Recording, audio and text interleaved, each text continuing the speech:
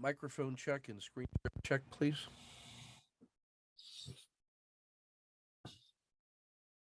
Testing 1, 2.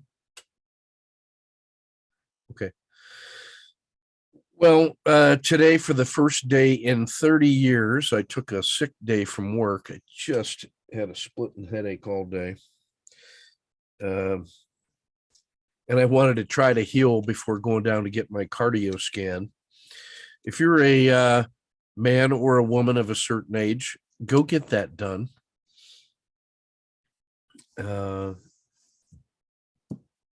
Figure that out, how to get it done.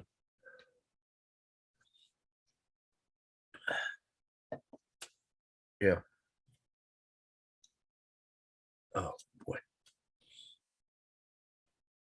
So I want to say something about the about scalping and mindset and trading mentality. And I want to talk about what our edge is. And Mustafa, I really want you listening carefully to this. You've got to know where your edge is coming from. There's a good video of me talking about edges on YouTube somewhere. And try to find and post that link. But I think the biggest edge that we have is our ability to be professional and manage the emotional and mental states that we're in. And to be the master of your own house, as the Greeks would say. The whole essence of protreptic coaching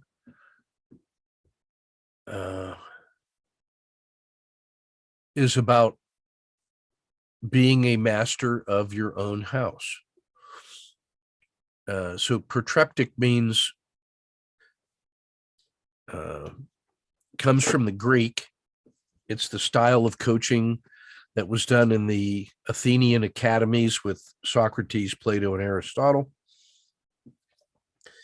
It was a style of coaching that followed the Socratic dialogue, the inquiry into values.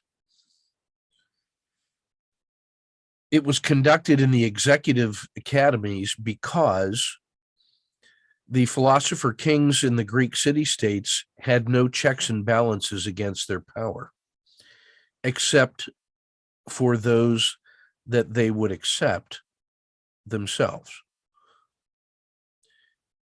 And the style of coaching that was adopted was to encourage them to be connected to their values and their purpose in life, and to figure out who they would serve.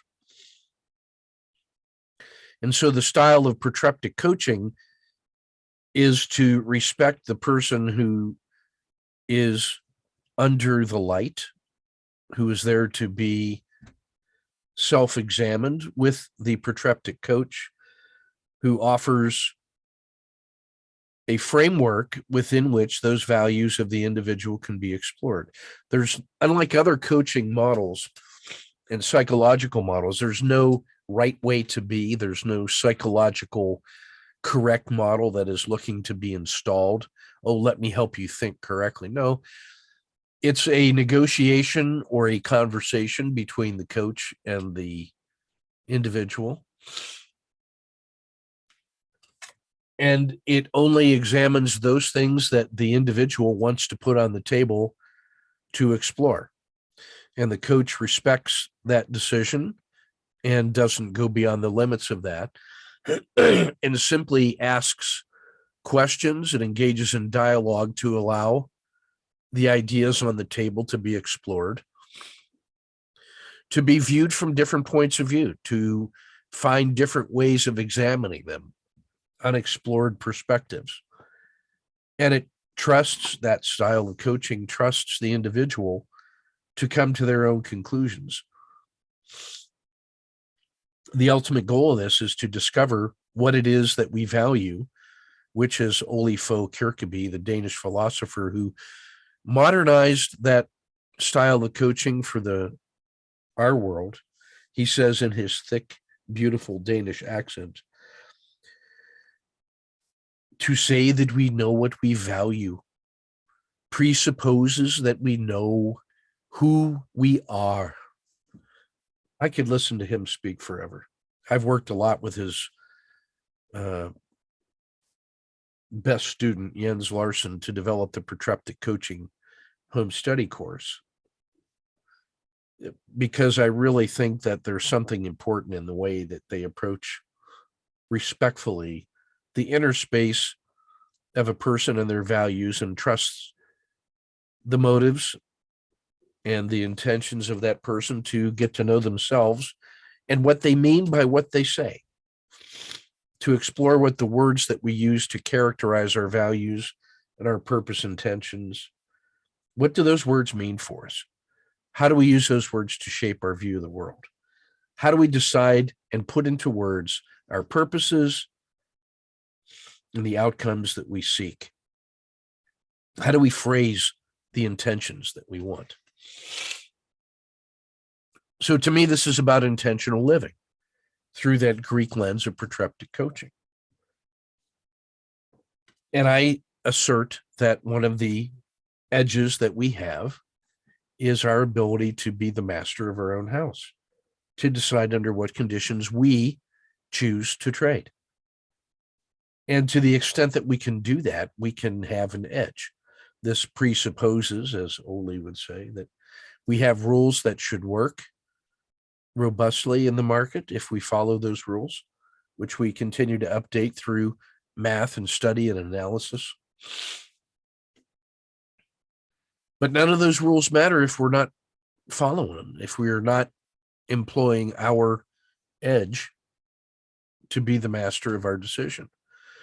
So I show this slide here to say that this represents the single most important moment in every trade. And I'll ask you to think about why. So there's two question marks on there. The first one is, and I just want to go through this deliberately, what is that yellow box? Well, obviously what we're looking at a trade here was maybe not obviously, because I should have drawn the this was the close of one day and the opening of the next day, right? So that yellow box represents the noise box of the previous day. It's also the MMRB for that symbol. And there was a gap of one of those boxes, actually two of those boxes, the next day. So the first question is, what is the yellow box? It represents the normal noise box, the non-directional move, when there's no burning urgency to move price around. That's just how much it oscillates when nobody's trying to push it around. It takes a move out of that box to begin to suggest there's a directional move underway.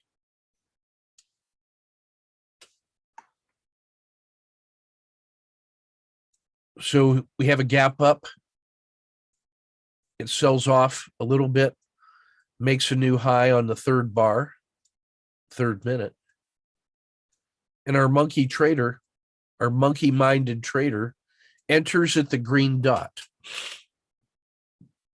like he will. Now we're in the trade. Doesn't matter why the monkey decided to enter right here. At this moment in time, it does not matter why he entered. It has nothing to do with the next decision that we got to make. It's the reality of here we are in the middle of it. So we don't need to know why. Not right now. I'd like to know later. And if we survive, we'll get to it. But I don't need to know why he entered. The fact that he entered is what matters. my risk manager placed the stop where he's supposed to. One minimum manageable risk box away, halfway to yesterday's box. There's actually 2 of those boxes to get to yesterday's close. So he's preserving capital against a move that takes it all the way back down to yesterday's close. Our risk manager has decided that we're going to risk 1/3 of the distance from the open or our entry down to yesterday's close. So his stop is not only the minimum manageable risk box, but it's enough of an adverse move that would say, hey, maybe this thing isn't going to go up after all.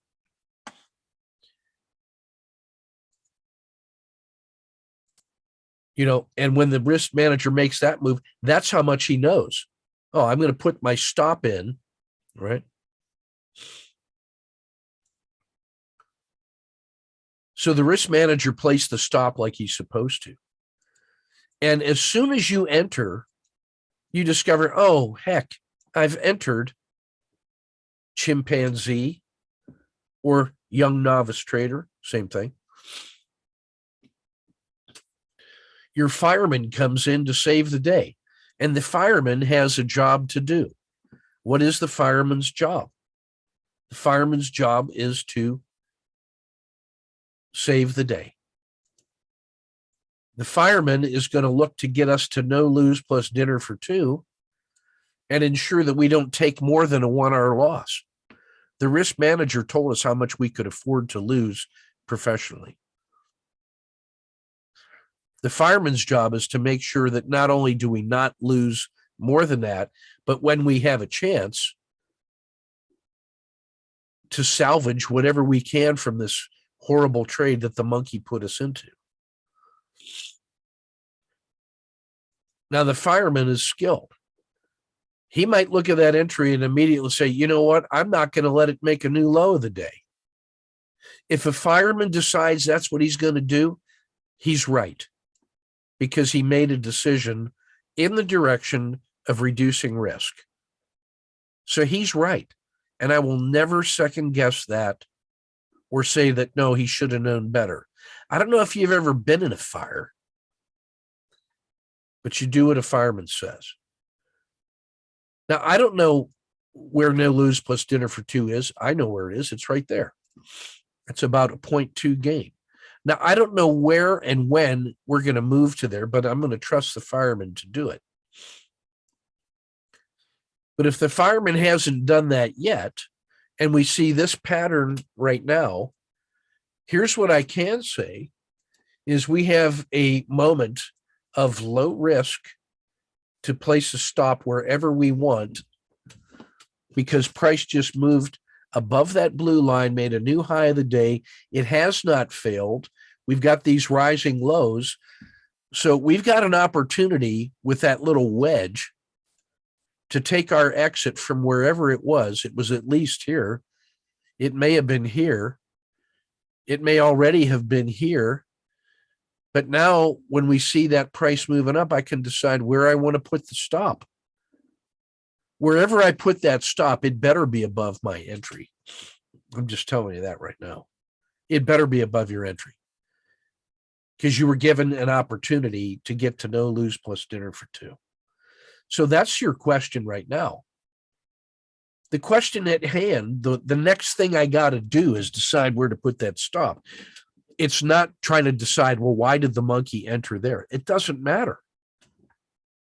Not while we're working. We got a job.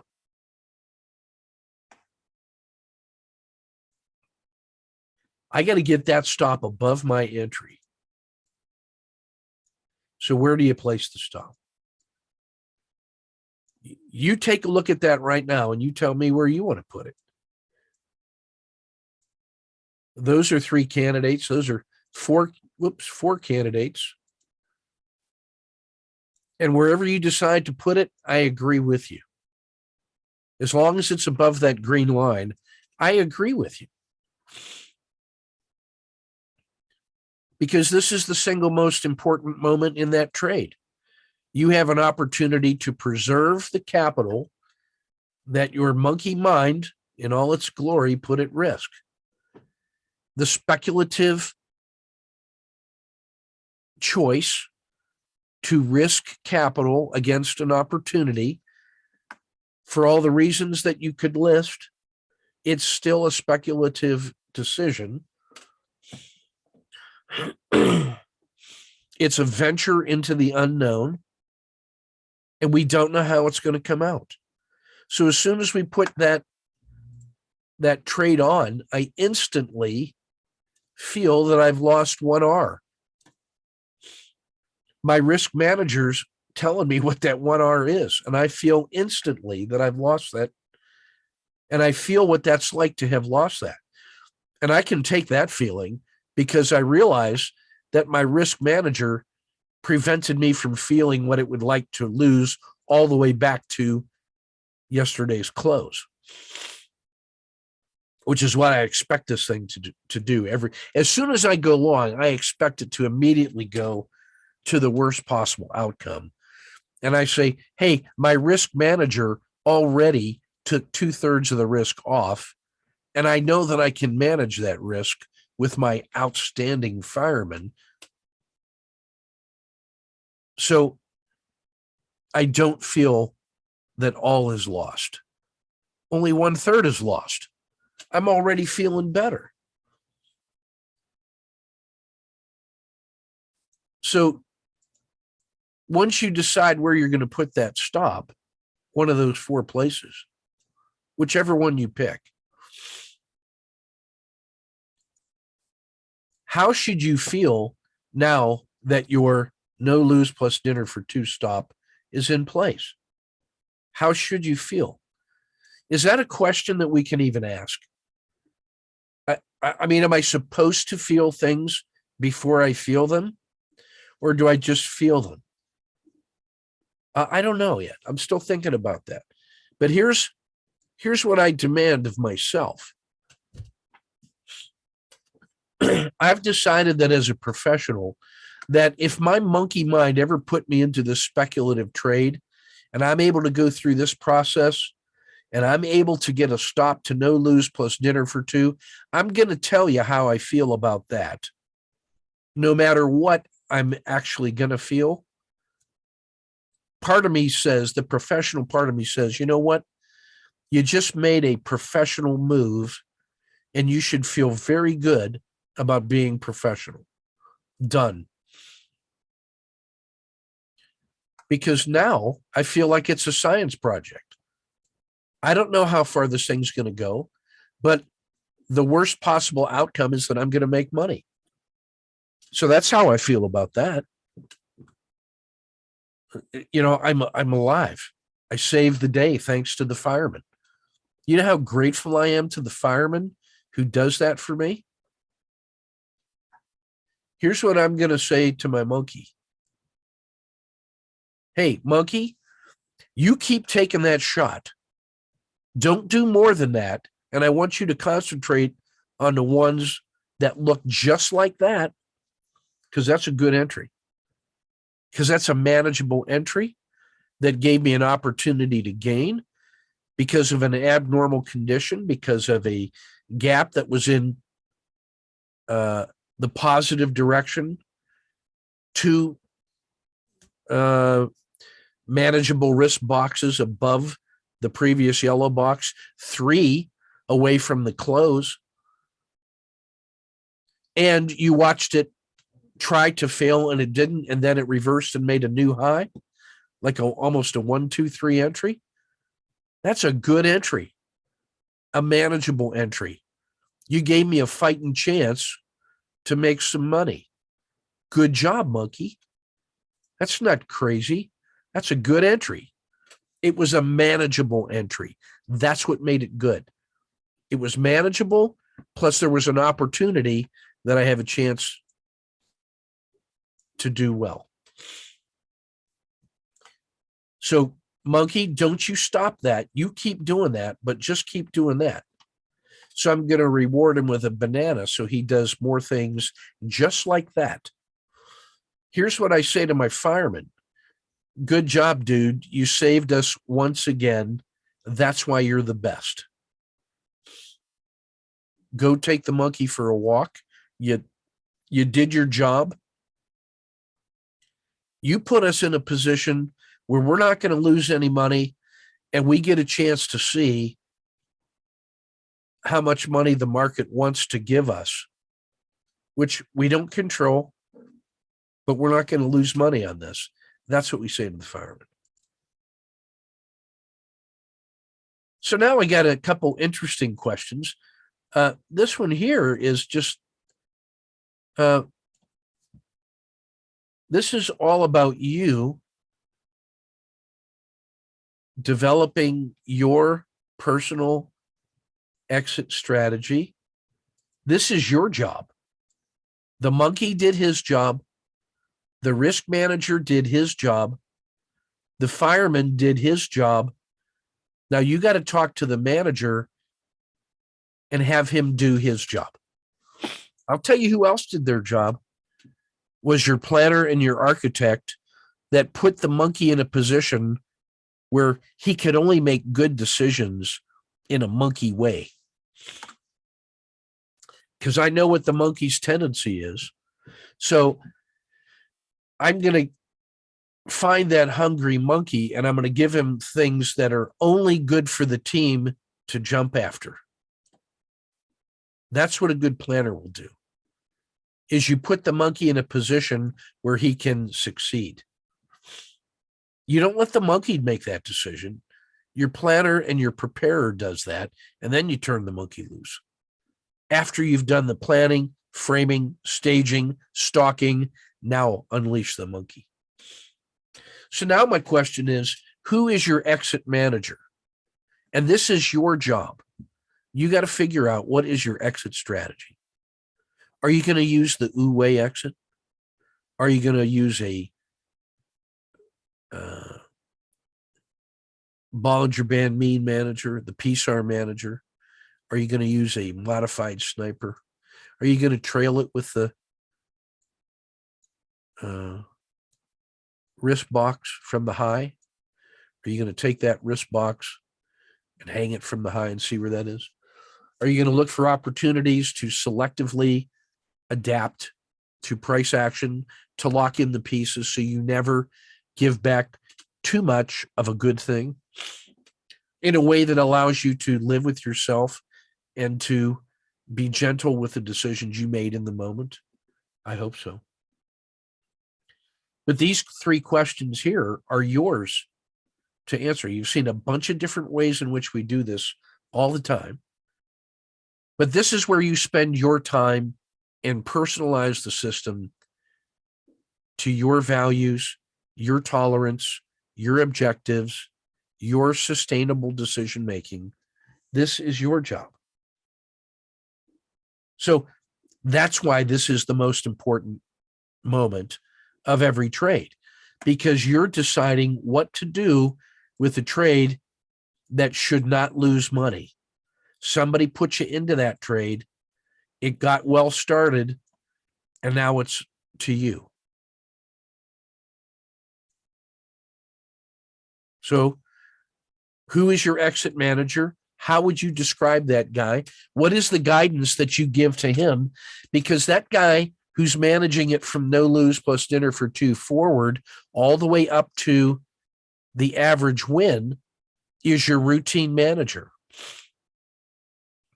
So the guidance that you got to give him has to allow him to trade off capital preservation and letting it run a little bit until it gets past an average win. Then you should bring in your closer or your middle reliever, the guy who's going to take it from an average win and further.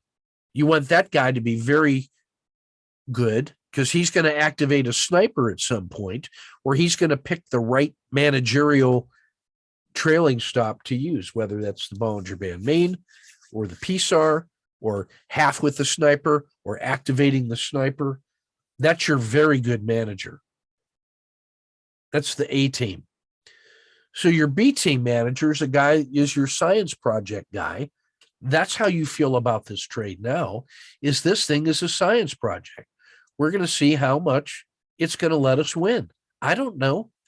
And I got to give guidance to my little manager until we get to an above average win.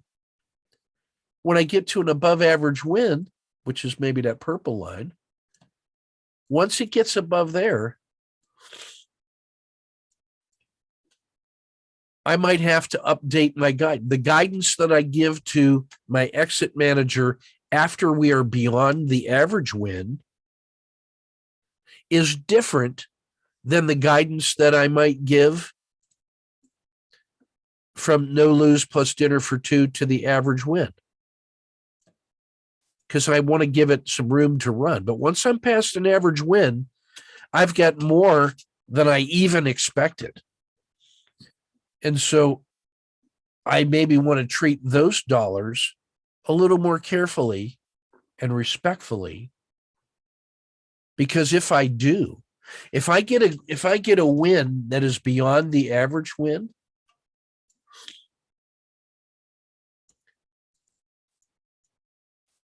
if this thing will go past the average win for me, now suddenly, as long as I take an exit that is better than my average win, then mathematically my long-term average win just got better. And now all future trades are going to be even better. And my system is capturing more gains because I'm making these subtle improvements as I go. That's why this is where you spend your time. How do I get to no lose plus dinner for two and then start preserving that win? So this is the mindset that you got to go into every single trade prepared to do and to manage. Now, let me tell you the kind of mindset that cannot do this. Scalping. Scalping does not allow you to do this. Because scalping, you're just slinging money and chips and speed running. I want you to go watch a carpenter sometime making cabinets with wood, and you would never describe that guy as speed running. Now, he may work quickly and smoothly and even faster than you, but you would never see that guy in a hurry, ever. If you're a woodworker with sharp tools and you're in a hurry, guess what you're going to lose? At some point, your fingers. You don't want that. So there's a difference between trading fast or quickly and speed running. I'll tell you, when you speed run, that's when the hounds of hell are on your tail and you got to run like a maniac to save your life. That's not what we're doing in this position. What we saw in this position was a very clearly defined abnormal condition that gave us an observable advantage, and we carefully took the shot, managed the risk, and worked it. We didn't look to speed run this and exit it and then switch and reverse it again and try another one and switch to another template and do this and then go do that and keep going and then give up in despair and then try it again, coming back and getting all manic depressive on this. These are measured steps with precious raw material that cost money, that give us a directly observable advantage to be in the market judiciously, repeatedly, with a pattern that we can name, that we have mastered, with careful risk management. That's what we're doing. If you're not in that mindset as you're stalking the entry, you're not ready to enter. Unless you've gone through all of the framings in both directions and envision what that thing can do, you are not in the zero state ready to trade. Now, you can do that quickly with a lot of practice eventually. But if you hurry that, then you're just going to be in a hurry all the time, and you're going to be sloppy, and you're going to waste raw material, and you're going to get frustrated.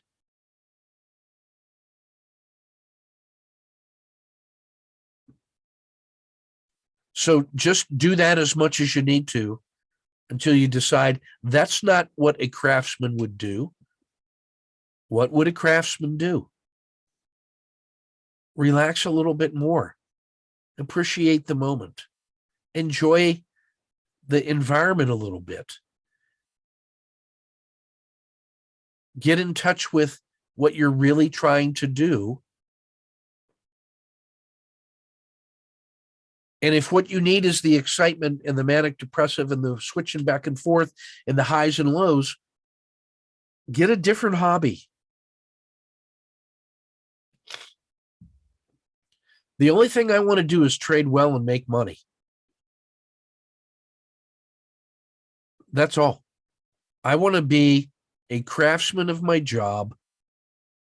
I want to get paid. I want to respect the art. I want to respect all the people that are in there on both sides of the trade, in the human condition, suffering. I feel their suffering and pain. I get all that. I just want to trade well, make money, live to tell the story, and come back and do it again another day. So that is about the professional, long-term craft knowledge that it's going to take to do this for 30 years with your tools, with your patterns, the way you do it. The way you do it is this one, how you finish. What does your finished product look like? We all start with exactly the same raw material. And the monkey all put us into the standard opening. The place where we express ourselves is in how we finish it, how we manage the project. Be proud of that. Be responsible for setting a good example for the people that you're going to teach. Because you're going to trade at this in this way or in your way long enough to be successful so that you can teach somebody else how to do it. Think of the student that's waiting to learn from you. Think of the student who is watching you learn right now. What kind of behavior as a student are you modeling for them to be as a student when you're their teacher? That's what you got to think about. That's what selfless service is. So you're not just trading for yourself, you're trading for your tribe. You got responsibilities, I think. If you don't feel those responsibilities, then I don't understand it, but I guess it could happen. But if you think about what your trading's purpose is and your intention, then it's easy to use the energy of that responsibility, the gravitas of that responsibility, to help you find what it takes to do the right thing at the right pace. That's why this is the single most important moment in every trade. How you finish the project. Who is your exit manager? What is the guidance that you give that guy? What is his SOP to follow about managing the exits? At every moment in that trade, from the start, here's why it's an abnormal condition and why I have an opportunity to trade it. And unless you have that internalized, you're not in the zero state ready to trade.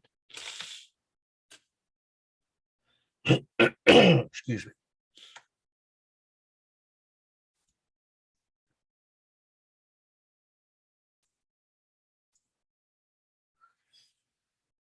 Let's see what we got today.